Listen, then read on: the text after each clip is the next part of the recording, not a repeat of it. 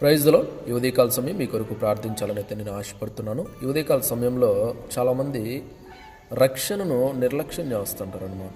రక్షణను నిర్లక్ష్యం చేసి కోల్పోతుంటారు. అలాంటి వారి కొరకు మనము ప్రార్థన చేద్దాం. ప్రార్థన చేస్తే దేవుడు ఖచ్చితంగా వారి జీవితాల్లో కార్యం చేస్తారు. రక్షణ వారు కోల్పోకుండా వారిని దేవుడు రక్షిస్తాడనమాట. ప్రైజ్లో కాబట్టి 2 తలాలు ఉంచండి, ప్రార్థన చేసుకున్నాం.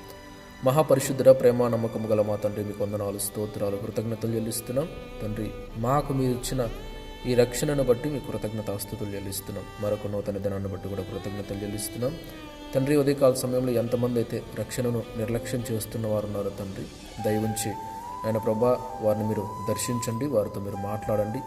వారు రక్షణ విషయమై నిర్లక్ష్యంగా ఉండకుండా, రక్షణను నిర్లక్ష్యం చేయకుండానట్లుగా తండ్రి ఆయన ప్రభా వారు జాగ్రత్త పడినట్లుగా వారికి సహాయం చేయండి.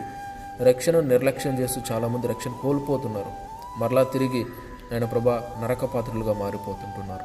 దయవుంచి వారందరినీ దర్శించి దేవా వారిని హెచ్చరించమని సరిచేయమని ప్రార్థిస్తున్నాం. వారందరూ నాయన ప్రభా రక్షణ పట్ల జాగ్రత్త పడి మీ ఎడల భయభక్తులు కలిగి రక్షణను నాయన ప్రభు వారు కాపాడుకున్నట్టు కూడా సహాయం చేయమని ప్రార్థిస్తున్నాం. ఏ ఒక్కరు కూడా రక్షణ నిర్లక్ష్యం చేసి రక్షణను పోగొట్టుకోకుండా, కోల్పోకుండా సహాయం చేయమని ప్రార్థిస్తున్నాం.